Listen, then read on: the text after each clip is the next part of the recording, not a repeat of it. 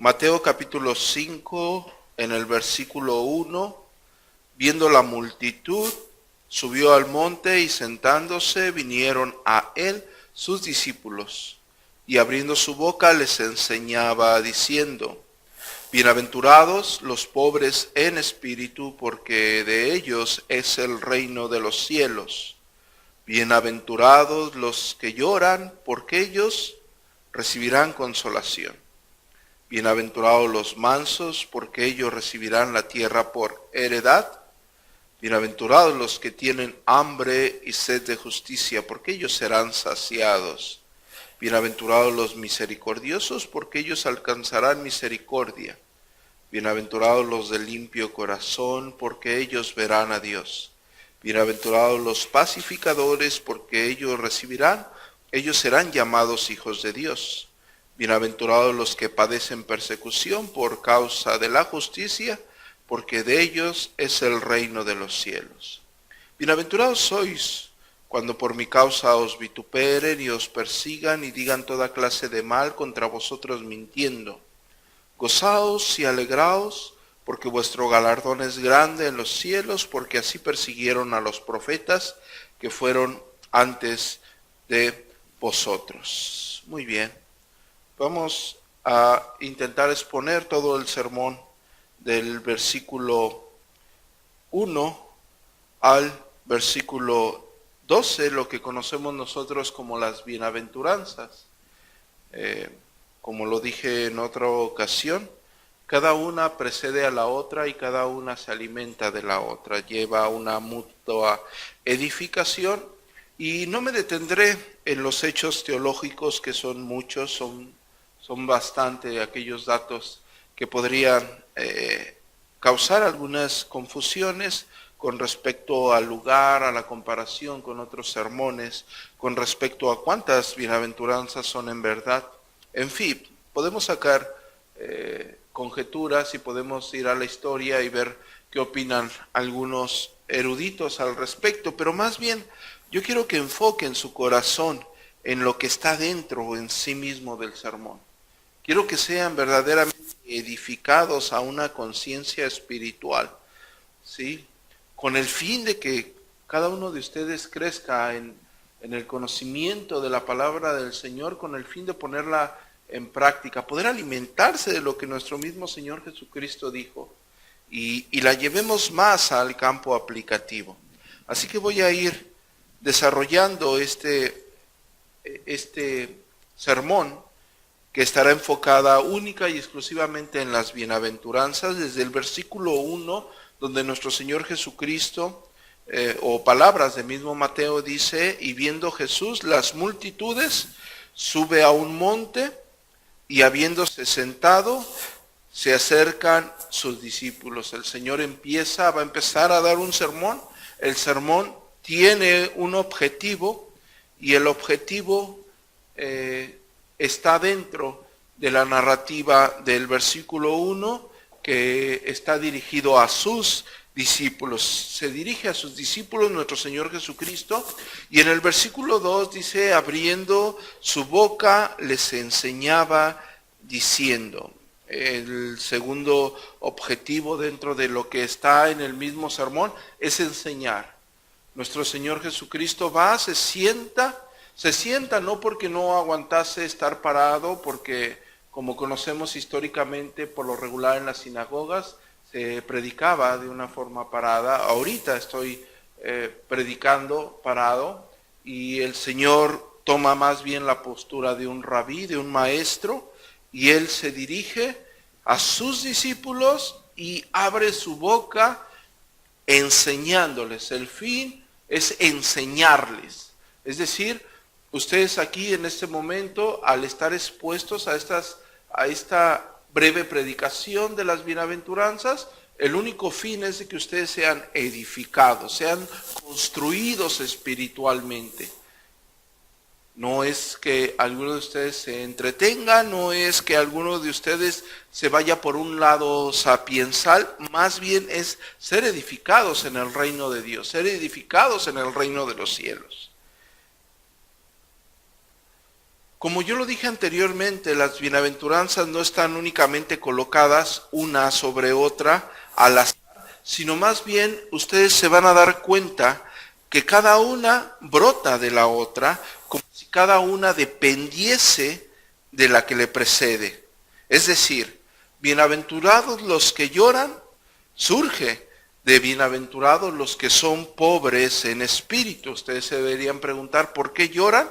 Lloran porque son pobres en espíritu. Si ustedes siguen entendiendo las bienaventuranzas, la tercera dice, bienaventurados los mansos. Es una bendición que ningún hombre alcanza mientras no haya sentido su pobreza espiritual y por ende no haya llorado por ella. Después dice, bienaventurados los misericordiosos. Sigue a la bendición de los mansos, porque los hombres que no adquieren el espíritu de perdón y de misericordia, mientras no se hayan hecho mansos para experimentar las dos primeras bendiciones, no lograrán esta, que es la misericordia. Y ustedes podrán ver el proceder de estas bienaventuranzas de una forma precedente. Los más humildes de los bienaventurados, es decir, los que son pobres en espíritu, tienen una bendición peculiar y es ciertamente una bendición de naturaleza tal que luego es usada como un resumen de todas las bendiciones, porque ellos recibirán, porque de ellos es el reino, porque a ellos se les otorgará el reino de los cielos. No sé si me estoy dando a entender. Una precede a la otra, una precede a la otra, está ligada, está íntimamente ligada, pero al último hay un resumen de tal que dichas bendiciones se les otorga algo que fue otorgada en la primera bendición, en la primera bienaventuranza. De ellos, porque de ellos es el reino de los cielos. Hay un resumen concreto.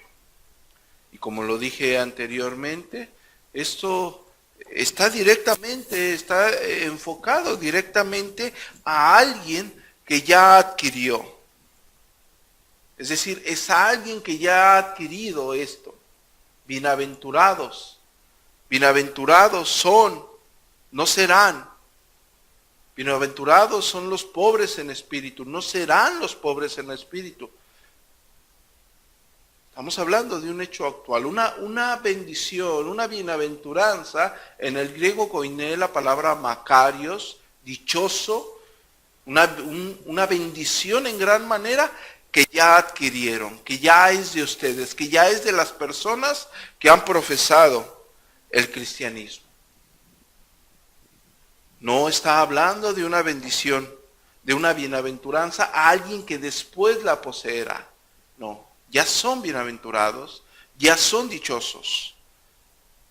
Y empezamos con la primera bienaventuranza que posteriormente, y si ustedes después tienen la oportunidad de estudiar profundamente esto y Dios permite en algún momento que yo pueda publicar algo al respecto, ustedes verán cómo algunas personas pueden discrepar en cuántas bienaventuranzas son.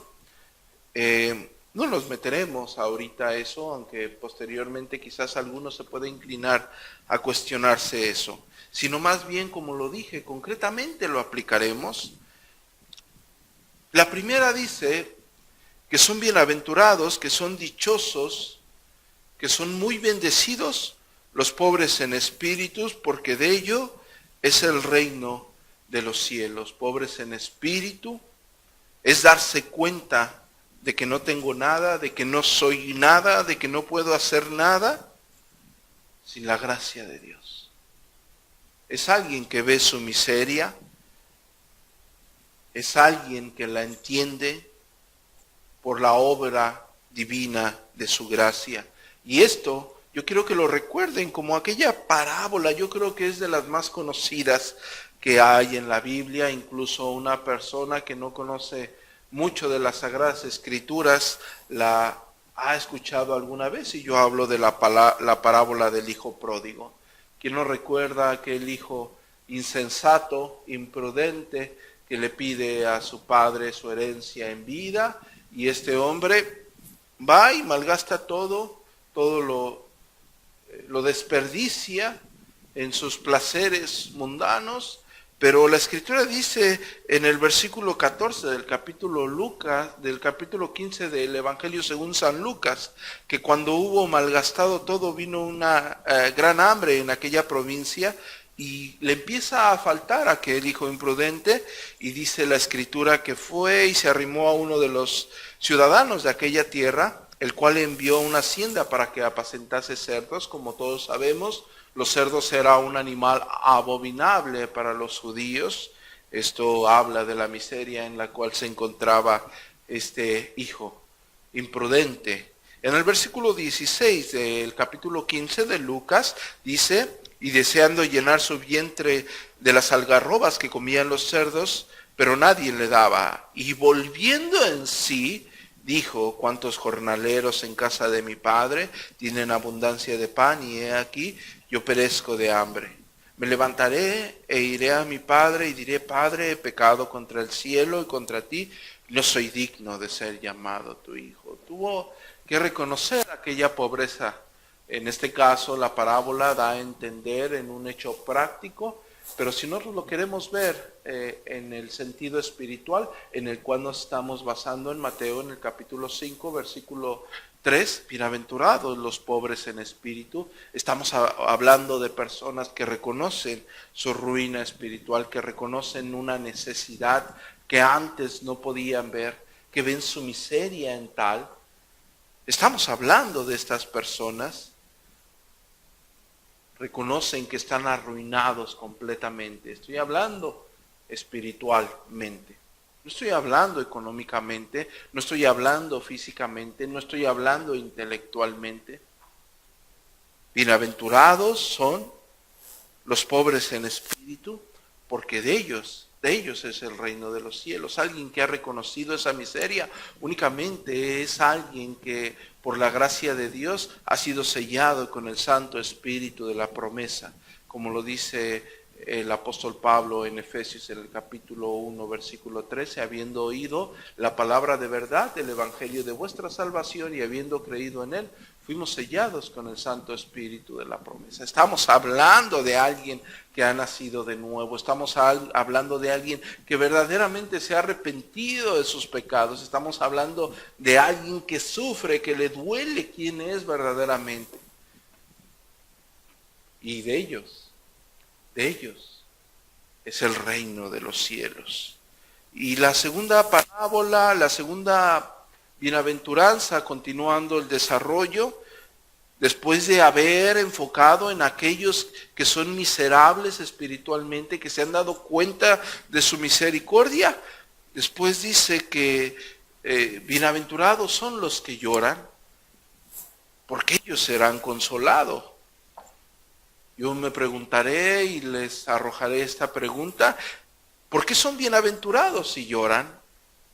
¿Cómo pueden ser bienaventurados alguien que está llorando, alguien que derrama lágrimas? Yo estoy seguro que solamente el Hijo de Dios sabe la clave de esta paradoja para el mundo. Como algunos dirían, es un aforismo que está en completo desacuerdo a las cosas de este mundo. Para este mundo, una persona que llora es una persona feliz, es una persona infeliz, perdón. Está lejos de ser bienaventurado alguien que está llorando.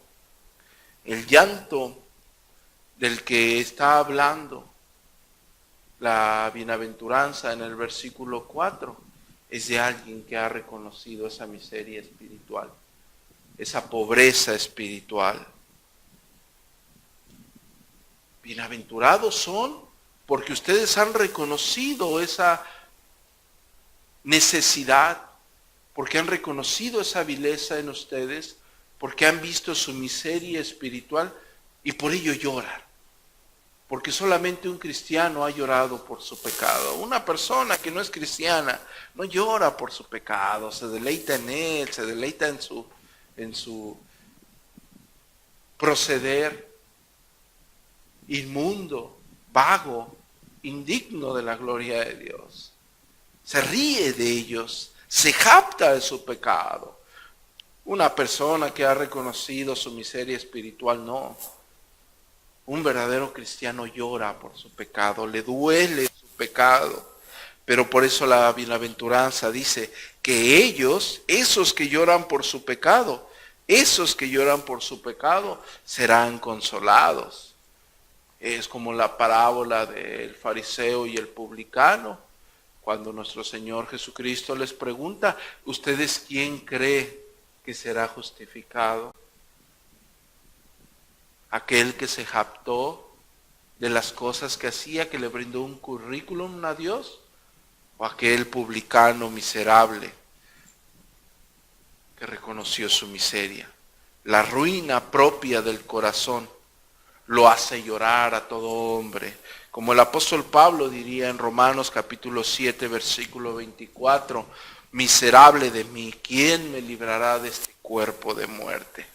He aquí que yo les quiero recordar lo que la carta de Hebreos en el capítulo 12, a partir del versículo 1 les dice, por tanto, hablando de nuestra miseria, por tanto nosotros también teniendo alrededor nuestro tan grande nube de testigos, despojémonos de todo peso y del pecado que nos asedia y corramos con paciencia la carrera que tenemos por delante, puestos los ojos en Jesús, el autor de la fe, el cual por el gozo puesto delante de él sufrió la cruz, menospreciando el oprobio, y se sentó a la diestra del trono de Dios.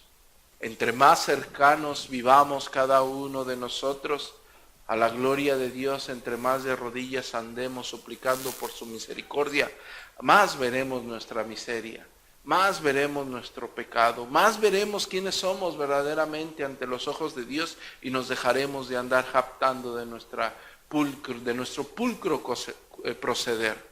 Todo lo contrario, estando en la presencia gloriosa de Dios, veremos toda nuestra miseria y lloraremos por nuestro pecado.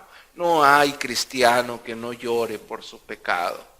Pero he aquí que lo que dice la segunda bienaventuranza es tan maravilloso, porque dice, ellos, solamente ellos recibirán consolación.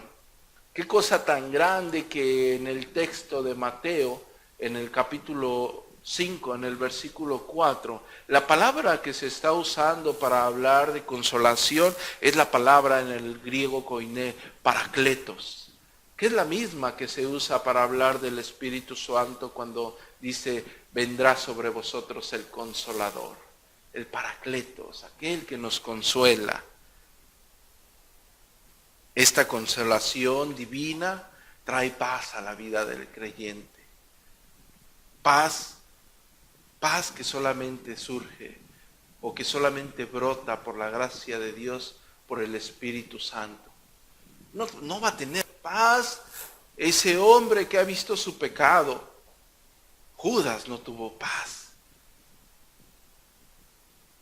Solamente aquel que es sellado con el Espíritu Santo, al ver esa miseria que lo asedia, llorará por ese pecado, pero será consolado. Será consolado con el Santo Espíritu. Solo accedamos confiados al trono de la gracia. Veremos la paz de nuestro glorioso Salvador.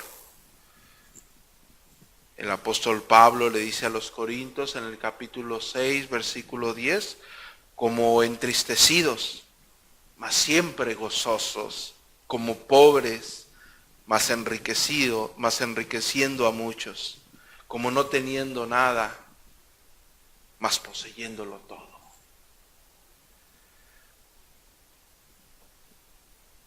En el capítulo 8 del versículo 17 de la carta que el apóstol Pablo escribe a los romanos, dice, si padecemos juntamente con él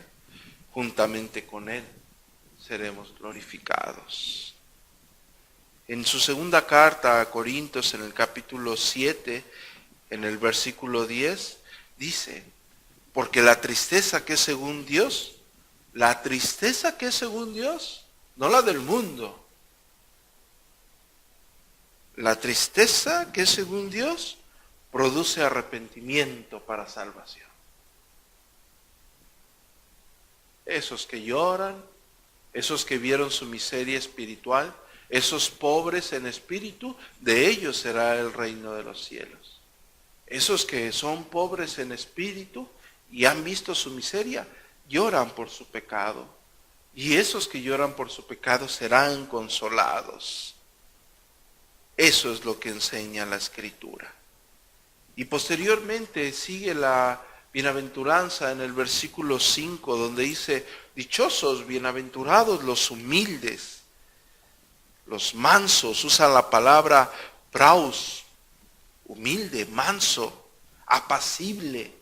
Bienaventurados los apacibles, dichosos los apacibles, dichosos los humildes, dichosos los mansos, porque ellos heredarán la tierra.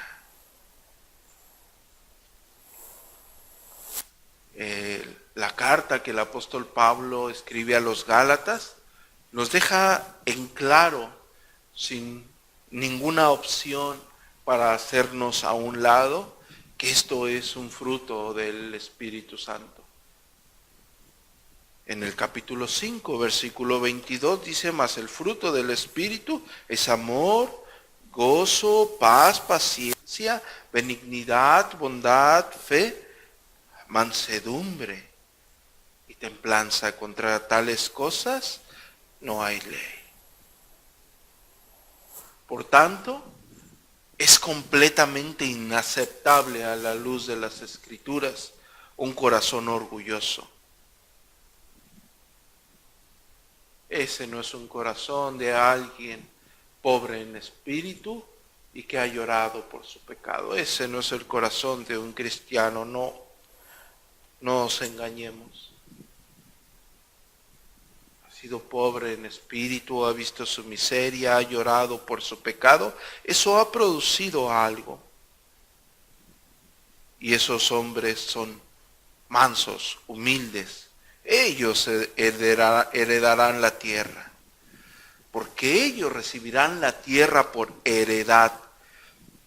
Esto lo está citando nuestro Señor Jesucristo del Salmo 37, versículo 11, para los que les guste anotar. Nuestro Señor Jesucristo está tomando algo del Antiguo Testamento, lo trae al Nuevo Testamento, lo que nosotros conocemos como el Nuevo Testamento, y lo aplica. Él toma el Salmo 37, 11, pero los mansos heredarán la tierra y se recrearán con abundancia de paz. Podríamos ver que aquella aplicación tiene una promesa tanto de un significado literal como espiritual, es decir, los mansos heredarán la tierra y se recrearán con abundancia de paz. Los mansos son los que más disfrutan las cosas en la vida presente. ¿Sí? ¿Por qué? Porque están liberados de un espíritu inaceptable ante los ojos de Dios. Se conforman con las cosas de Dios, no tienen un espíritu agresivo ni codicioso. ¿Sí? Están contentos con la misericordia eterna de Dios. Como el Salmo 37, 16 dice: mejor es lo poco del justo que las riquezas de muchos pecadores. He ahí lo que la Escritura enseña al respecto. El contentamiento de la mente es uno de los frutos de la mansedumbre del Santo Espíritu de Dios. Los orgullosos no. Ellos están descontentos con las cosas. Sí. El producto del Espíritu Santo, el flujo mismo de lo que Dios da a nuestras vidas. El cristiano humilde tiene mucho más contentamiento viviendo en una cabaña que un orgulloso en un palacio. Proverbios capítulo 15, versículo 16, dice en la Sagrada Escritura: mejor es lo poco con el temor de Jehová que el gran tesoro donde hay tribulación. Ellos heredarán la tierra. Es disfrutar de las bendiciones de Dios. Es una característica del pueblo de Dios. O sea, esos mansos heredarán, tendrán la tierra por heredad. La disfrutarán, no es en un sentido profético de abundancia de bienes. No está hablando de eso.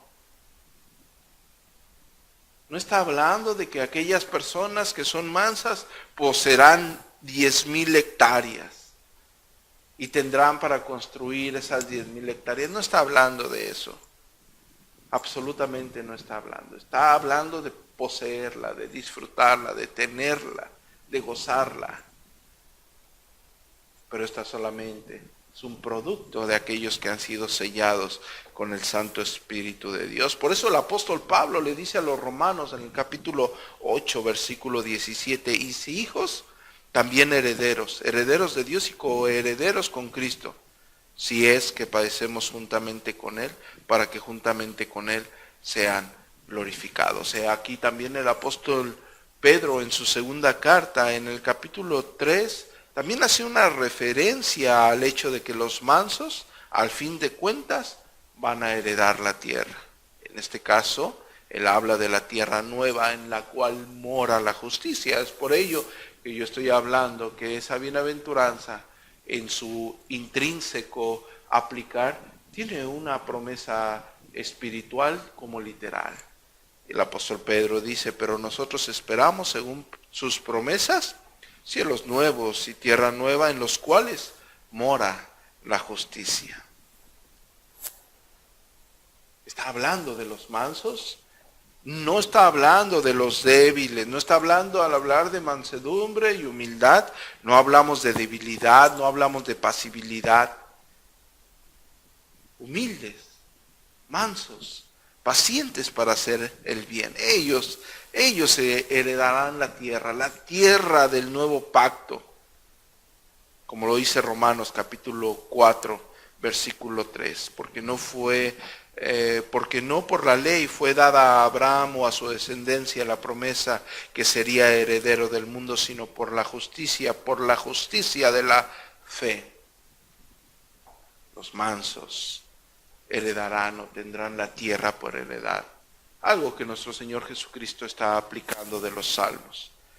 Y en la bienaventuranza que se encuentra en el versículo número 6 del capítulo 5, dice, los que tienen hambre y sed de justicia, ellos serán bienaventurados. Estamos hablando, como lo dije al inicio, una precede de la otra, una se conforma de la que le precede y todas en conjunto tienen un resumen para la característica de los hijos de Dios, de los discípulos. En el versículo 6 del Evangelio según Mateo, dice, dichosos los que tienen hambre y sed de justicia, bienaventurados, macarios, porque ellos serán saciados. Ellos tienen hambre y sed de justicia. Es decir, no buscan justificarse ante Dios. Abandonan todas las pretensiones del mérito personal. Toman su lugar ante los ojos de Dios como polvo. Polvo somos y al polvo volveremos.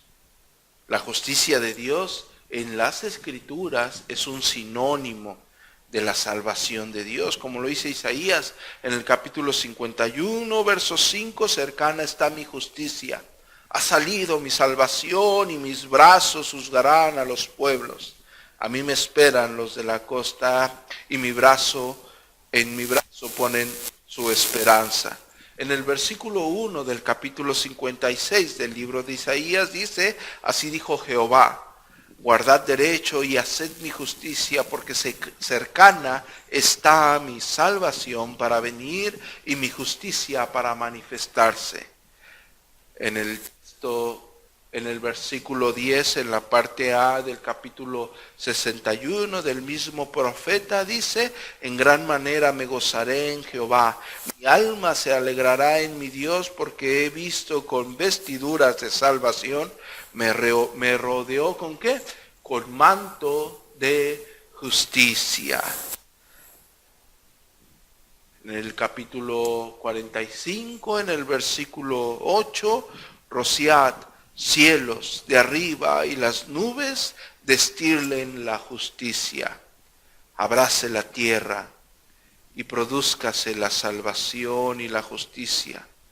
Háganse brotar juntamente. Yo, Jehová, lo he creado. Hambre y sed que hacen a un pecador convicto busque alivio y una provisión fuera de él. Solamente alguien que ha visto su miseria espiritual, solamente alguien que ha llorado por su pecado, solamente alguien que ha sido trastornado por el Espíritu Santo, tiene hambre y sed de justicia, de la justicia que emana del Dios de los cielos.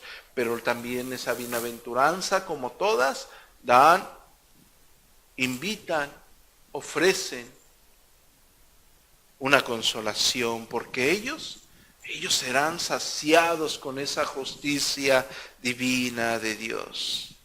Ellos serán saciados. No los que buscan justificarse a sí mismos, no los que evitan ser confrontados con su miseria. No, ellos no. Única y exclusivamente los que tienen hambre y sed de justicia, producto de las bienaventuranzas anteriores. ¿Por qué? Porque ellos tienen un deseo de vivir ardientemente para la gloria de Dios. No estamos hablando de una persona religiosa que profese en alguna etapa de su vida algún deseo, algún anhelo por conocer algunas cuestiones. No, estamos hablando de personas que entienden su bancarrota, reconocen su miseria. Esas personas, al ser selladas por el Santo Espíritu de la promesa y tener convicción de pecado, lloran por su pecado. Esas personas, única y exclusivamente esas personas que recibirán la consolación del Paracletos, del Consolador, esas personas serán saciadas. Esas personas que tienen un anhelo de vivir para la gloria de Dios, con justicia, han reflejado la santidad de Dios, han visto la gloria en su miseria. Son saciados mediante la justicia imputada de Cristo, pues en el mismo Santo Espíritu reflejamos la gloria del mismo Creador. La bienaventuranza que está en el versículo 7 dice: bienaventurados los eleemón, los compasivos, los misericordiosos, porque para ellos habrá misericordia. Misericordiosos. Al ser misericordioso, ellos recibirán misericordia. Pues escrito está, Santiago en el capítulo 2, versículo 13, porque juicio sin misericordia se hará con aquel que no hiciere misericordia, y la misericordia triunfa ante el juicio. Bienaventurados los misericordiosos, los elemón, los compasivos. La palabra en el original griego koiné, al hablar de compasivos, al hablar de misericordiosos, el verbo en el cual se encuentra esta palabra hace que sea un hecho activo para cada persona. Es decir, él no fue un misericordioso el día de ayer, él no fue un misericordioso la semana pasada, él no fue un misericordioso hace un año. Es una persona que activamente en su caminar, en su proceder, manifiesta esta gracia divina. Recuerden ustedes y examinen esto que voy a decir a continuación. Átenlo en la tabla de su corazón. Recuerden que hay una regla de oro. Es una regla de oro que no será omitida bajo ninguna circunstancia para nadie. Nadie queda excluido de ella. Teman ante sus acciones, si son buenas o son hipócritas, ¿Son mezquinas o no lo son? Hay una regla de oro y está en Mateo capítulo 7, versículo 12. Así que todas las cosas que queréis que los hombres hagan con vosotros, así también hacer vosotros con ellos, porque esto es la ley y los profetas. Luego hacemos y decimos, y cuando nos hace ya estamos de llorones. Y no precisamente por lo de la bienaventuranza de los que lloran, sino por falta de madurez. Hacemos, acusamos, decimos, nos portamos, así como quieras que los demás hagan con cada uno de ustedes, así procedan. Es una regla de oro, la dio nuestro Señor, y ninguno de nosotros queda exento de ella. Cuiden su proceder, cuiden su proceder. La bienaventuranza que le precede en el versículo 8 dice, dichosos los de corazón puro, porque ellos verán a Dios. Es claro que esto no habla de una perfección personal. No hay aquí ninguna persona que sea perfecto o en ningún otro lugar. No existe, yo no lo soy, ustedes no lo son, no lo seremos en esta tierra.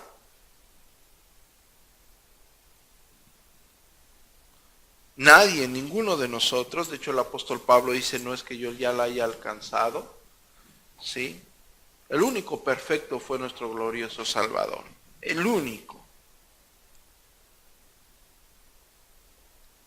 El apóstol Pablo le dice a Timoteo en su primera carta, en el capítulo 1, versículo 5, pues el propósito de este mandamiento es el amor nacido de corazón limpio y de buena conciencia, de fe no fingido. Es decir, si nosotros queremos resumir, englobar, poner un poco más severa esta puntualización, diríamos que no está hablando de los hipócritas. No hay hipocresía, no debe de haber hipocresía. Tiene que quedar nula. El apóstol Pedro también habla de ello en su primera carta, en el capítulo 1, versículo 22, habiendo purificado vuestras almas con la obediencia ¿a qué? A la verdad. ¿Mediante quién? Mediante el Espíritu. ¿Para qué? Para el amor fraternal no fingido. Repito, el apóstol Pedro es muy directo, él nunca perdió ese carácter, ¿sí? Enfático.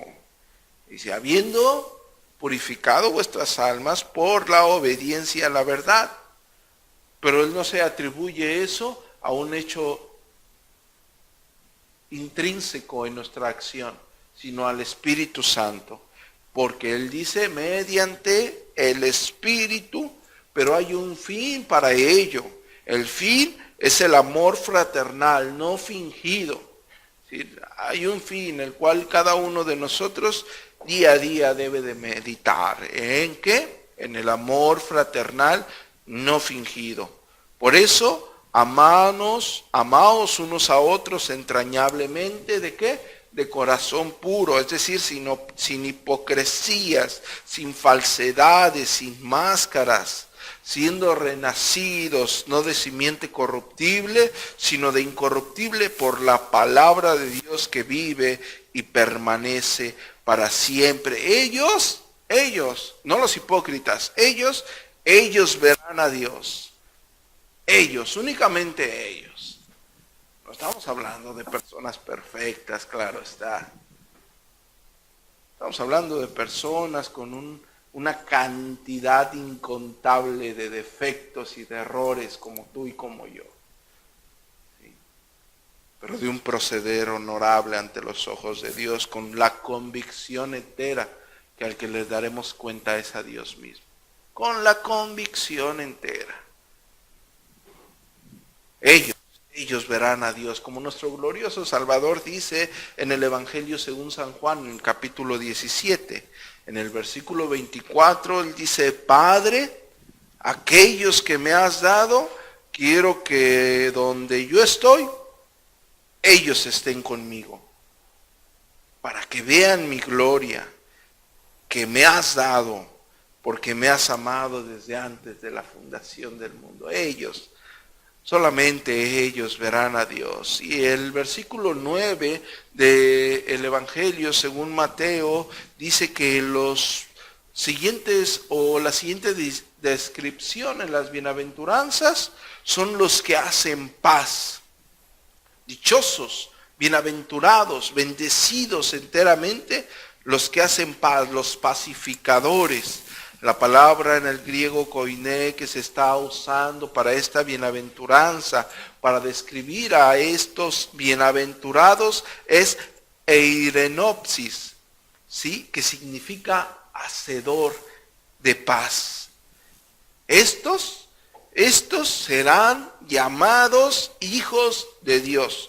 No los rebeldes, no los contenciosos, no los que buscan justicia social, no los rencorosos, no los que odian, no los calumniadores, no los hipócritas, no los libertinos, no, los que hacen paz. Por medio de la obediencia de las Sagradas Escrituras, pues la misma palabra en Hebreos en el capítulo 12, versículo 14, dice, seguid la paz con todos y la santidad, sin la cual nadie verá al Señor. Es por ello que nuestro mismo Señor en el Sermón del Monte, más adelante dice, pero yo os digo, amad a vuestros enemigos, bendecid a los que maldicen, hacer bien a los que los aborrecen y orar porque los que nos ultrajan y persiguen. En el versículo 45 dice, para que seáis hijo de vuestro Padre que está en los cielos, que hace salir el sol sobre malos y buenos y hace llover sobre justos e injustos. Dichosos los que hacen paz, dichosos los que su conducta es esta. Ellos serán llamados hijos de Dios. En ellos se va a reflejar, es claro que se refleja el carácter de un cristiano. No lo olvidemos nunca, bajo ninguna circunstancia. Es visible, no porque alguien profese, diga que es cristiano, no porque alguien sepa algo de las Escrituras, no. Ellos, los que hacen paz, ellos, solamente ellos serán llamados hijos de Dios. El versículo 10 en Mateo capítulo 5 dice, dichosos los que son perseguidos por causa de la justicia, porque de ellos es el reino del cielo. Aquí está otra vez la promesa que se dio en el versículo 3.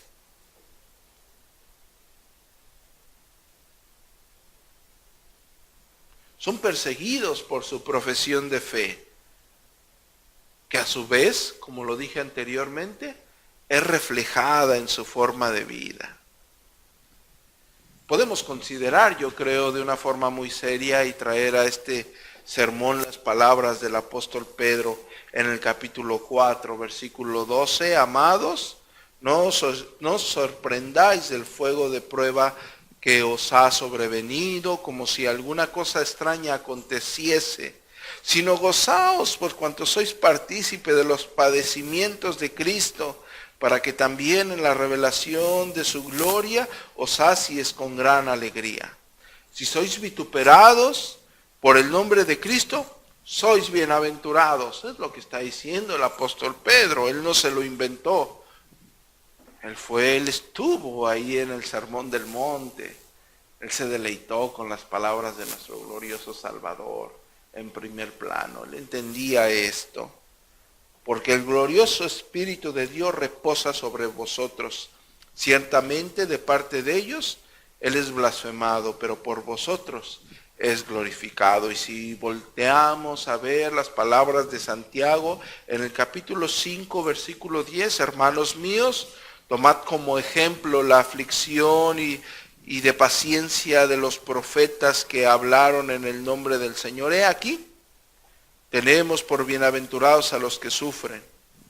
¿Habéis oído de la paciencia de Job y habéis visto el fin del Señor?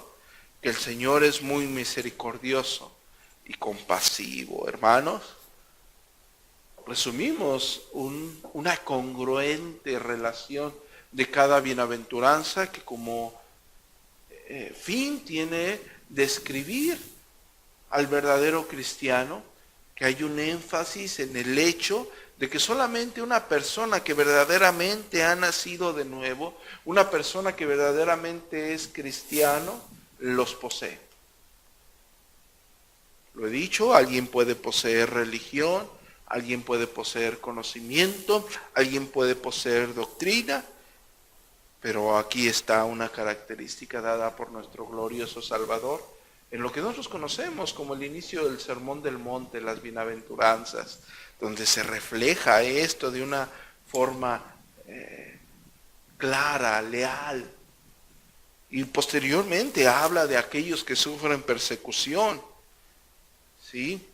Dichosos en el versículo 11, cuando los desprecien y los persigan y digan cualquier cosa mala contra ustedes falsamente por causa de mí. Alégrense entonces y regocíjense en gran manera, porque su recompensa es grande en el cielo, porque así persiguieron a los profetas que fueron antes que ustedes. Hay una recompensa grande en el cielo y así persiguieron a los profetas que fueron antes que nosotros. Es decir, no eres el primero que sufrirá alguna aflicción por causa de Dios. No es el primero que sufrirá alguna aflicción por causa del Evangelio. No está diciendo que vayas y que busques estas aflicciones para que seas hijo de Dios. No está hablando, no te está invitando a buscar estas aflicciones. Te está diciendo que vas a ser bienaventurado, vas a ser dichoso, cuando verdaderamente por causa del nombre del Señor, tú seas perseguido, tú seas despreciado, tú seas desechado. Actualmente conocemos a no pocas personas que buscan victimizarse y hacerse o adjudicarse esto. No, esto va más allá. Recuerden a la iglesia primitiva, recuerden al anciano Policarpo de Esmirna cuando iba al martirio. Recuerden a Ignacio de Antioquía después de dar las 7 cartas a los mártires.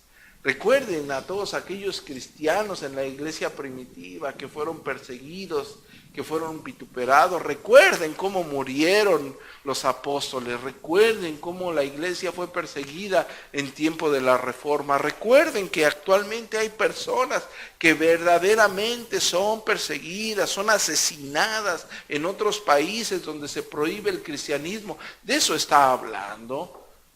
No está hablando que pongan algo en tu red social y te pongas a llorar como si el mundo se fuese a caer. No, está hablando de verdadera persecución, está hablando de verdadera aflicción. Es por ello lo glorioso de este inicio del Sermón del Monte, donde el Señor está dirigiendo, está siendo objetivo, está siendo directo. Bienaventurados los pobres del espíritu, los que ven su miseria, porque de ellos, únicamente de ellos es el reino de los cielos.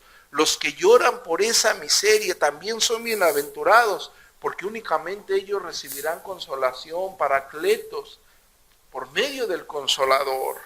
Bienaventurados los mansos, porque ellos recibirán la tierra por heredad. No los rebeldes, no los que quieren justicia social, no los contenciosos, no los agresivos. No, está hablando de los que han sido trastornados por el Espíritu Santo después de haber llorado lágrimas por su pecado y su miseria, después de haber sido consolados. Es claro que la actitud cambia. No vuelve a ser el mismo aquella persona que confiesa su pecado y se vuelve genuinamente en arrepentimiento. No vuelve a ser la misma persona. Se levanta humillado de la presencia de Dios, pero agradecido por su gracia y misericordia. Ellos recibirán la tierra por heredad. Ellos gozarán plenamente, tanto literal como espiritualmente hablando, de esta bendición de la cual está hablando el versículo 5. También son bienaventurados los que tienen hambre y sed de esa justicia, de salvación y de gloria y de santidad de nuestro buen Dios, porque ellos, únicamente ellos, serán saciados mediante la justicia imputada por Cristo en la cruz del Calvario. Bienaventurados son los misericordiosos. Sí, hermanos, ellos son bienaventurados. No los mezquinos, no los rencorosos, no los que odian. Ay, es que me hizo algo y tengo... No. Tú también has hecho. Bienaventurados los misericordiosos. Juicio sin misericordia se hará con aquel que juicio sin misericordia haga. Bienaventurados los misericordiosos, porque ellos, únicamente ellos alcanzarán misericordia. También los de limpio corazón, no los perfectos. No está hablando de ellos. Está hablando de aquellos que por la misericordia, por la gracia eterna de nuestro buen Salvador y el poder activo del Espíritu Santo en la vida de aquel que ha profesado, su vida se ha deshecho de hipocresía y de falsedad. Sí, se derrumban ante la presencia de Dios. Caen destrozados ante la presencia de Dios. No proceden deslealmente frente al hombre, porque a quien temen sabe que todo lo ve. A quien le va a dar cuenta sabe que está más allá de su entendimiento. Bienaventurados los de limpio corazón. Ellos verán a Dios. Ellos verdaderamente verán a Dios. Y posteriormente del versículo 9 dice, bienaventurados los que hacen paz, los pacificadores, únicamente ellos serán llamados hijos de Dios. No el que vaya a una iglesia, a pesar de que actualmente cualquiera dice ser cristiano, cualquiera dice profesar la fe en Jesucristo. No. Habla de un proceder, este texto es tan claro. Los pacificadores, los que hacen paz, lo que su conducta refleja, lo que el Santo Espíritu ha hecho en sus vidas. Solamente ellos serán llamados hijos de Dios. Y en el versículo 10, al adelante, habla que ellos padecerán persecución por causa de esa justicia. Es por ello que de ellos es el reino de los cielos. Si ellos padecen persecución, por ello nombra otra vez la bendición que otorga el versículo 3 en la primera bienaventuranza. Sí, cuando verdaderamente por causa de Cristo os vituperen y los persigan y digan cosas malas, mintiendo, alégrense, hermanos. Alégrense, no estén llorando. No se estén quejando. Alégrense. Cuando digan cosas malas de vosotros, mintiendo, cuando os vituperen por causa de Cristo, alégrense. Ese es el carácter cristiano. Alégrense. ¿Saben por qué? Porque vuestro galardón es grande en los cielos. No es la primera persona que han vituperado. A todos los profetas vituperaron, pues la Escritura dice, porque así persiguieron a los profetas que fueron antes que vosotros. Y esta es la enseñanza de nuestro Señor Jesucristo en la introducción del Sermón del Monte. Esta es la introducción con la cual quiere dejar en claro y definir un carácter preciso de aquella persona que ha sido sellada con el Santo Espíritu. Un proceder en el cual nos tenemos que deleitar.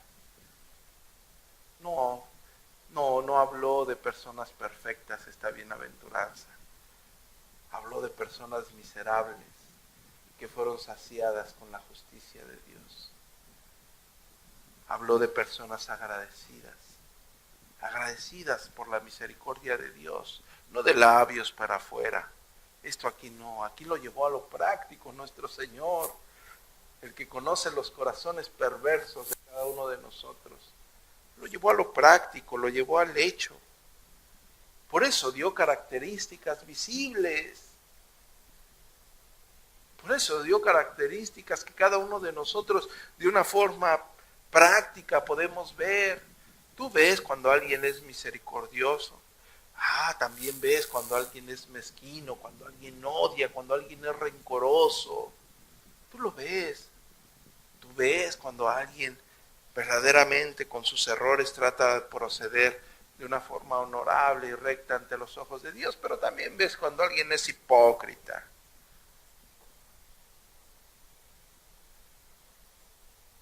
Va a las cosas prácticas, va a una forma de vida de aquellos, única y exclusivamente de aquellos que han visto su ruina espiritual, porque de ellos es el reino de los cielos. Amén.